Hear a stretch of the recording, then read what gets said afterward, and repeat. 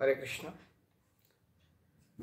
অন্তিম সংসার জীবনের দৃষ্টান্তের তো কয়েকদিন আগে এটা জকিং করে আমাকে একজন বলছে, প্রভু সংসার জীবনে কে সুখী হতে পারে, কোন সংসার জীবন সুখী হতে পারে? তো একজন পাশের থেকে বলছে, শোনো এর উত্তর আমি দিচ্ছি। আমি বলি, বলুন তো উত্তরটা কী হবে? আমি তো সংসার জীবনে প্রবেশ করিনি, অতটা কিছুটা জানি। বলছে, দেখুন, যে পরিবারে স্ত্রী কানা, যে স্বামীর দোষ দেখতে পাবে না, আর যে পরিবারে স্বামী কালা এবং বোবা, সেই পরিবার সুখী হতে পারে। আমি বললাম, এটা কি করে সম্ভব? এটা কি? এটা উত্তর হলো, বলে, প্রভু যদি বিচার করেন এটাই সেই রকমই সংসার, এই ছাড়া সংসার সুখী হওয়া খুব দুষ্টান্ত, খুব মুশকিল। তো একজন বলছে, প্রভু আপনি তো বিবাহ করেননি, আমাদেরকে এখন বলা হয় হাজব্যান্ড। তো বলে, হাজব্যান্ড মানে ইংলিশ শব্দ? বলে না, হাজব্যান্ড এটা বাংলা শব্দ। কি করে বাংলা শব্দ হতে পারে? বলে, ব্যান্ডটা তো সবাই ব্যবহার করে এখন বাংলাতেই। আমি বলে, হ্যাঁ, হাজব্যান্ড মানে হাসি ব্যান্ড। সারা জীবনে যিনি হাসতে পারবেন না, কি করবেন? হাসলে না, কান্না করবে। আমি বলে, হাসবে কে? বলে, তার স্ত্রী। তো আমি বললাম, আরে কী বলছো তুমি? বলে, না প্রভু আপনাকে সত্য ঘটনা বলছি। আরে কি করে, তুমি আমাকে ব্যাখ্যা করো তো। তো বলছে, দেখুন আমাদের যখন বিবাহ হয় না, এটা যদিও তিনি আমাকে রহস্য করে বলছেন, তো আমরা বিবাহের প্রথম রাত্রে স্বামী স্ত্রী তারা প্রমিস করে, দেখো একজন ব্যক্তিকে তার ছায়াকে তার থেকে আলাদা করা যায় না। বলে, হ্যাঁ, তো আমরা ঠিক ছায়ার মতো অবস্থান করব, ঠিক সুখে দুঃখে সমকৃতা, লাভালাভ জয়া জয়, সুখ দুঃখ লাভ পরাজয় সমানভাবে বরণ করে নেব। রাজা হরিশ্চন্দ্রের দুঃখকে শৈবাকীভাবে বরণ করেছিলেন, কিন্তু রাজা দশরথেরটা বরণ করেননি। সত্যবান সাবিত্রী তাদেরটা দেখুন, তারা কিভাবে বরণ করেছিলেন। তো সুখ দুঃখকে যারা বরণ করে, তো আমরা না বিয়ের প্রথম রাত্রে এটাই প্রমিস করি, তোমার সুখে আমি সুখী, তোমার দুঃখে আমি দুঃখী। বলে, আচ্ছা, তারপরে কি বলে না, তারপরে শুনুন, সকাল যখন হয় না, তখন মেয়েটা তার বাবার বাড়িতে যখন বিদায় নেয় খুব কান্না করে। আর আমরা কি করি জানেন? তাহলে কি করেন, একদম শ্বশুরের জামা কাপড় পরে কিংবা যাই হোক সোনার চেন, হাতে ঘড়ি, আংটি মাংটি পরে একদম বুক ফুলে ঘুরে বেড়াই। তো যখন বিদায়ের সময় হয়, মেয়েটা বলে, এই শোনো, কী ব্যাপার, কালকে রাত্রে যে বললে সুখে দুঃখে সমকৃতা, লাভালাভ জয়া জয়, সুখ দুঃখ জয় পরাজয় সবাইটা আমরা সমানভাবে ভাগ করব, আমি কান্না করছি তুমি কান্না করো। ছেলেটা বলছে, তোমার মাথা খারাপ, আমি নূতন জামাই, আমার বন্ধু বান্ধব সবাই আছে, এত সুন্দর ড্রেস পরে আছি, এত সুন্দর পোশাক পরে আছি, আমি এখানে কান্না করবো? অসম্ভব। বলছে, শোনো,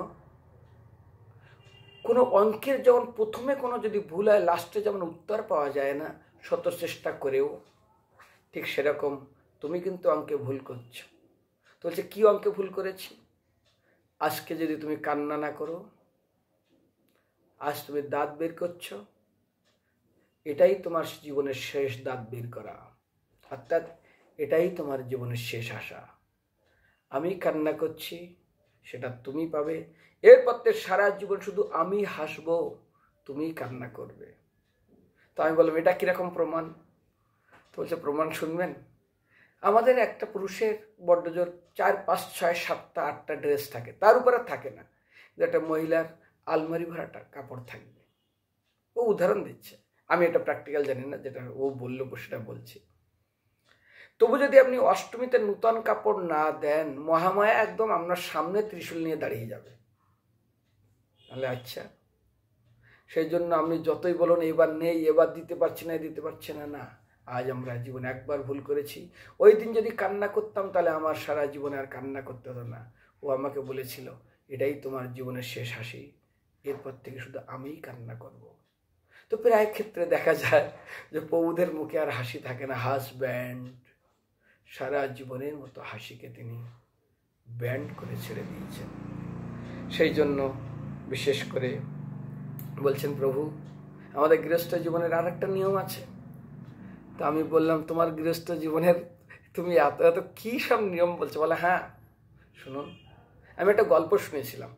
তা আমি বলি, তুমি গল্প সত্য না মিথ্যা? বলে, জানি না, মিথ্যাও হতে পারে, কিন্তু একটা গল্প আমি আপনাকে বলি, এটা ভালো শিক্ষণীয় আছে। তা আমি ওকে বললাম, কি শিক্ষণীয়? বলে, এইরকম আমি শুনেছিলাম রামচন্দ্রের যখন বিবাহ হয়েছিল তখন নাকি রামচন্দ্র উঁচু ছিল, বেশি হাইট। নিয়ম হলো স্বামী উঁচু হবে, স্ত্রী তার এই পর্যন্ত হবে, তাহলে খুব মানাবে। তো সীতা মাতা হাইটে খুব নিচে ছিল, তো মালা পরাতে চাইছে, তো মালা হাতে পাচ্ছে না। রামচন্দ্র ভগবানকে বলছে তুমি মাথা নিচু করো। তো রামচন্দ্র বলছে আমি রঘুকুল থেকে এসেছি, রঘুকুল নীতি সদা চলিয়াই, বচনও যায় প্রাণ যায় তো বচনা যায়। হট, আমি রঘুকুল, আমি কেন মাথা নিচু করতে যাব? আমি মাথা নিচু করবো না। আরে তাই মালা পরাবো কি করে? মালা না পরালে বিবাহ হবে কি করে? বলছে না, মাথা আমি নিচু করবো না। তো নাকি পরে একজন বলছে লক্ষণকে দাদাকে একটা প্রণাম কর। কি হবে? তুমি তো তেমন চাকরি টাকরি কিছু করো না। এখন যেমন বলে না এমবিবিএস, এমবিবিএস মানে মা বাবার বেকার সন্তান, ওই এমবিবিএস না, তাদের বিবাহ হবে না। যাই হোক, একজন বলছে প্রভু আমাদের আর বিবাহ টু হবে না, এখন আপনাদের দলে তেল কম কোম্পানি। তেল কম কোম্পানি মানে বলে নেড়া মাথাতে তেল লাগাতে হয় না, কিছু লাগাতে হয় না, বেশি পয়সা লাগে না, একটা 5 টাকা দিয়ে সেভ করা যায়, অত টাকা পয়সাও লাগে না, তেল কম, খরচ কম। আমাদের নেড়া মাথা মানে তেল কম কোম্পানি। তাই যাই হোক, কোনো কিছু মেনটেনেন্স করতে হয় না, তো আমাদের ওই খাতায় নাম লেখাতে হবে। যাই হোক, তো বলছে প্রভু শুনবেন। তো রামচন্দ্র ভগবানকে যখন লক্ষণ প্রমাণ করছে তখন মাথা নিচু করেছিল, আর যেই নাকি মাথা নিচু করে সীতা মাতা মালাটা পরে নাকি ধরেছিল। এটা সত্য ঘটনা না, একটা জাস্ট জকিং করে বললেন, এটা আসল ঘটনা নয়।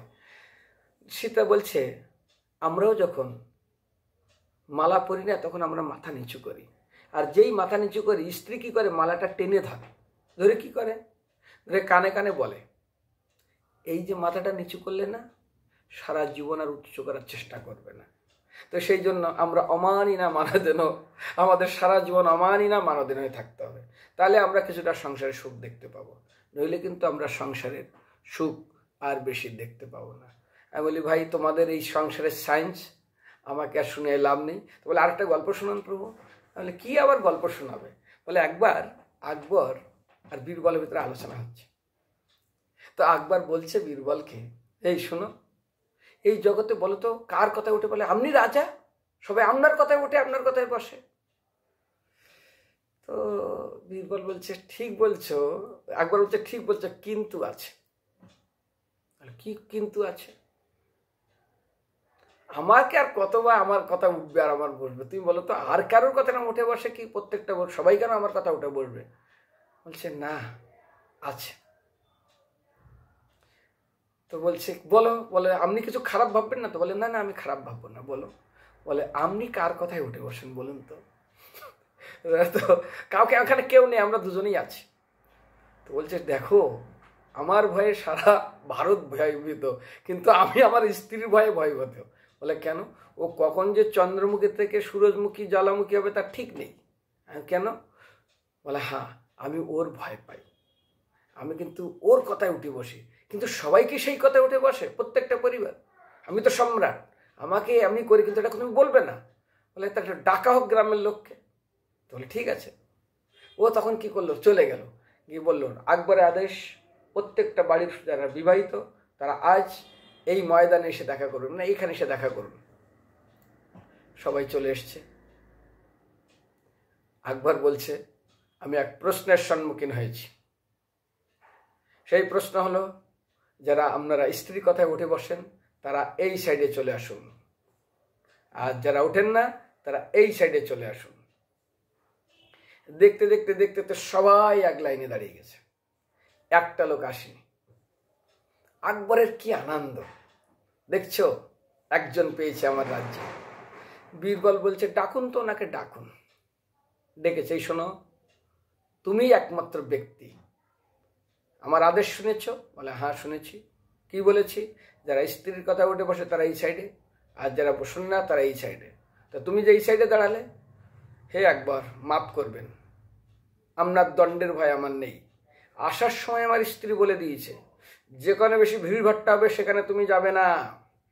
সেই জন্য আমি আমার স্ত্রীর ভয় যতটা পাই আপনার ভয় ততটা পাই না। ও বলে দিয়েছে যেখানে ভিড়ভাট্টা হয় সেখানে যাবে না, এই জন্য আমি স্ত্রীর কথা এখানে দাঁড়িয়েছি। এটা যদিও জোকিং শব্দে বলা হয়েছে, আমি জানি না কতটা সত্য, কিন্তু না, আমরা যারা ভক্ত তাদের জন্য এই শব্দ কখনই সত্য হওয়া উচিত না।